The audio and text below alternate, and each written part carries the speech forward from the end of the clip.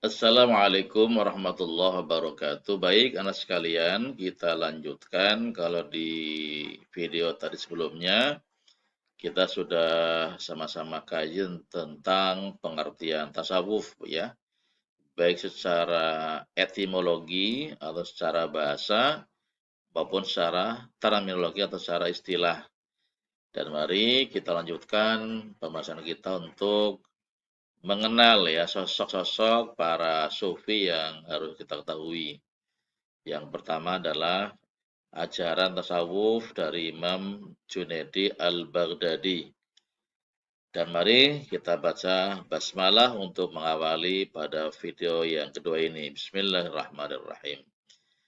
Nama lengkapnya adalah Abu Qasim Al-Junaid Ibnu Muhammad Ibnul Junaid Al-Baghdadi. Lebih dikenal dengan panggilan Al-Junaid Al-Baghdadi atau Al-Junaid. Lahir di Nihawan, Persia dan wafat pada tahun 298 Hijriah atau 9110 Masehi. Beliau belajar ilmu tasawuf pada pamannya, ya sekaligus gurunya itu Syekh Sari Al-Saqati, ya, dan Haris Al-Muhasibi, pendiri Madrasah Al-Baghdadiyah. Sejak kecil, Al-Junaid ini terkenal sebagai anak yang cerdas, ya, sehingga dia sangat mudah untuk belajar dengan pamannya sekaligus gurunya. Ketika usia 7 tahun, Al-Junaid diuji oleh gurunya tentang makna syukur. Maka kemudian dia menjawab dengan tangkas bahwa yang dimaksud dengan syukur adalah jangan sampai Anda berbuat maksiat dengan nikmat yang telah diberikan oleh Allah Subhanahu wa taala. Jadi di sini artinya umur 7 tahun dia sudah bisa mendefinisikan syukur adalah ketika mau syukur maka tidak bermaksiat. Jadi tidak mungkin orang bersyukur tapi berbuat dosa gitu ya. Jadi kalau orang yang syukur mestinya berbuat ketaatan, bukan berbuat dosa. Al-Junaid di samping sebagai seorang sufi juga sebagai seorang pedagang. Ya, beliau meneruskan usaha ayahnya sebagai pedagang barang pecah belah di pasar tradisional. Setelah berdagang, beliau kemudian pulang dan mampu mengerjakan sholat dalam waktu sehari semalam sebanyak 400 rakaat. Masya Subhanallah ya. Jadi dia berdagang seharian, setelah pulang dia berdagang selesai, maka dalam sehari semalam bisa melakukan sholat sebanyak 400 rakaat. Masya Allah ya subhanallah. Kira-kira kita mampu nggak seperti beliau ya? Kayaknya berat ya. Kita aja sholat fardu sholat sunnah aja kadang-kadang sunnah masih lewat ya kan. Karena beliau terbiasa dalam sehari semalam sholat sebanyak 400 rakaat. Ya, sholat fardu dan sholat sunnahnya. Menjadi 400 rakaat. Subhanallah. Walaupun diberi harta yang banyak ya, ini Al-Junaid ini hidupnya jauh dari kemewahan. Sebagian besar kekayaannya itu disumbangkan kepada orang-orang sufi yang miskin atau digunakan untuk kawan-kawannya. Dia adalah seorang sufi yang zuhud, ya, kemudian hidupnya memang apa namanya? Tidak mewah bermewah-mewahan ya.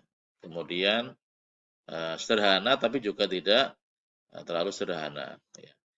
Dia tidak menyenangi politik, ya. Dia tidak suka politik. Dia hidup menyibukkan diri dengan memanjangkan sholat, memperbanyak puasa, dan sangat senang dengan membaca Al-Quran. Ini Junaidi Al-Baghdadi ya. Memanjangkan sholat, memperbanyak puasa, dan sangat senang membaca Al-Quran. Ini 3 amalan yang luar biasa ya. Sholat, puasa, dan baca Al-Quran. Ini Imam Junaidi Al-Baghdadi. Al-Junaid lebih mementingkan mengajar dan berdiskusi daripada nulis buku ya, sehingga Ibnu Nadim dalam bukunya Al-Fihris menyebutkan hanya 2 kitab Al-Junaid, yaitu Amsal Al-Quran ya, dan Ar-Rosail ya. Ar-Rosail ini karya ya. Karya yang tertulis atau yang terdokumentasi dari Imam Al-Junaid ya. Oke. Di akhir hidupnya dia itu apa namanya? Dianggap sebagai imam ya oleh para muridnya. Imam Junaidi kemudian dikenal sebagai imam oleh para muridnya dan meninggal pada hari Jumat ya. Pada hari Jumat tahun 298 Hijriah atau 910 Masehi dan dimakamkan di dekat makam pamannya sekaligus gurunya itu Sari As-Saqati di Baghdad ya atau di Irak. Inti ajaran tasawuf dari Imam Al-Junaid ya. Konsep pemikiran tasawuf yang dikembangkan olehnya tersusun secara sistematis belum tersusun secara sistematis ya. Jadi ini apa namanya? Karena dia memang lebih banyak mengajar dibanding menulis ya. Suatu saat Imam Junaidi mengatakan, apabila saya telah mengetahui sesuatu ilmu yang ternyata lebih besar daripada tasawuf, tentulah saya telah pergi untuk mencarinya, sekalipun harus dengan merangkak atau berangkang, gitu ya. Ini Imam Al-Junaidi. Artinya di sini dia memandang bahwa tasawuf adalah ilmu yang sangat tinggi dan mulia, gitu ya. Dari ucapan beliau menunjukkan bahwa dia sangat menjunjung tinggi, menghargai yang namanya tasawuf. Ajaran tasawuf yang dikembangkan atau yang dirintis oleh Imam Al-Junaid itu adalah pada al-khauf dan roja. Ya. Khauf itu adalah takut, yaitu membuat qabid atau hati rasa kecut, susah atau sempit. Roja adalah harap, yaitu mengharap menjadi luas ya atas rahmat Allah Subhanahu wa taala. Sehingga konsep al-khauf dan roja ini ya, khauf dan roja ini merupakan konsep ciri khusus dari tasawuf Imam Al-Junaid. Dia berkata, jika Allah membuat qabid dan khauf, maka hancurlah eksistensi kemanusiaanku. Dan apabila Allah membuat basid dan roja, maka Allah mengembalikan eksistensiku kemanusiaanku ya. Ada lagi nih ya. Jika Allah membuat qabid dan khauf, maka hancurlah eksistensi kemanusiaanku. Dan apabila Allah membuat basid dan roja, maka Allah mengembalikan eksistensi kemanusiaanku. Jadi di sini konsep khauf dan roja ya, takut dan berharap ini merupakan konsep tasawufnya Imam Al-Junaidi Al-Baghdadi. Oke. Sikap hidup zuhud dan fakir adalah jalan yang ditemui oleh Al-Junaid ya, dalam laku tasawufnya. Ya. Jadi di sini dia meyakini bahwa dengan hidup sederhana, tidak bermewah-mewah, maka menjadi jalan keselamatan dan kebahagiaan ke jalan Tuhan. Ini konsep tafsir Imam Junaidi Al-Baghdadi. Ini sampai kemudian dikutip oleh Said Hawa ya, bahwa kami tidak mengambil tasawuf dari pembicaraan atau kata-kata, melainkan dari apa? Dari rasa lapar dan keterlepasan dari dunia, dengan meninggalkan hal-hal yang sudah biasa dan kami senangi. Jadi puasa ya, kemudian tidak larut dalam kemewahan dunia. Al-Junaidi memandang tasawuf itu sebagai jalan kearifan manusia. Ya. Dan kemudian pemikiran tentang ma'rifat ini terbagi menjadi dua. Ya, ada ma'rifat ta'aruf dan ma'rifat ta'arif. Ma'rifat ta'arif dan ma'rifat ta'aruf ya. Ma'rifat ta'aruf apa? Allah memberitahukan orang banyak akan dirinya. Dan memberitahu orang banyak akan hal-hal yang menyerupai dirinya. Meriwayat ta'rif adalah Allah memberitahu orang banyak bekas-bekas kekuasaannya dalam cakrawala dan dalam diri manusia.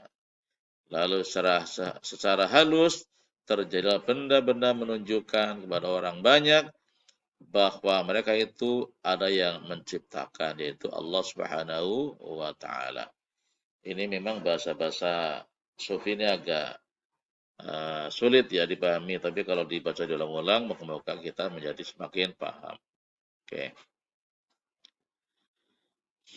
Untuk memperoleh ma'rifat, Al-Junaid mengatakan harus melalui makomat atau ahwal. Ma'rifat tidak akan dapat tercapai tanpa permurnian tauhid. Ya. Dasar-dasar ajaran tasawuf Imam Al-Junaidi. Ya. Ada 5 nih ya, ada 5. Ada dasar-dasar ajaran tasawuf Imam Al-Junaidi. Yang pertama apa? Seorang sufi harus meninggalkan kelakuan dan sifat-sifat yang buruk dan menjalankan budi pekerti yang baik. Yang kedua, ajaran tasawuf adalah ajaran-ajaran yang dapat memurnikan hati manusia dan mengajarkan hubungan baik dengan makhluk lain. Jadi yang pertama meninggalkan sifat-sifat yang buruk, menjalankan akhlak-akhlak yang baik. Kemudian yang kedua adalah tasawuf mengajarkan memurnikan hati manusia dan mengajarkan hubungan baik dengan makhluk lain. Yang ketiga, memalingkan perhatian dari urusan dunia kepada urusan akhirat atau ukhrawi. Ya. Bagi orang beriman, meninggalkan pergaulan sesama manusia itu lebih mudah dan berpaling kepada Allah itu sulit. Menghancurkan gunung itu lebih mudah daripada menundukkan hawa nafsu. Ini yang ketiga ya. Yang keempat, harus berpegang kepada tauhid, mengesahkan Allah Subhanahu wa taala dengan sesempurnanya mungkin. Ini yang keempat. Yang kelima, seorang sufi harus bisa melakukan 3 amalan, 3 syarat amalan ya. Seorang sufi harus bisa melakukan 3 syarat amalan. Yang pertama adalah melazimkan dzikir yang disertai himmah dalam kesadaran penuh ya. Jadi konsentrasi untuk zikir. Ya, jadi membiasakan zikir dengan sungguh-sungguh, dengan penuh kekhusyuan dan kesadaran penuh ya. Yang kedua, mempertahankan tingkat kegairahan dan semangat yang tinggi. Dan ketiga adalah senantiasa melaksanakan syariat yang ketat dan tepat dalam kehidupan sehari-hari. Ini pendapat dari Imam Al-Junaidi tentang syarat-syarat ya.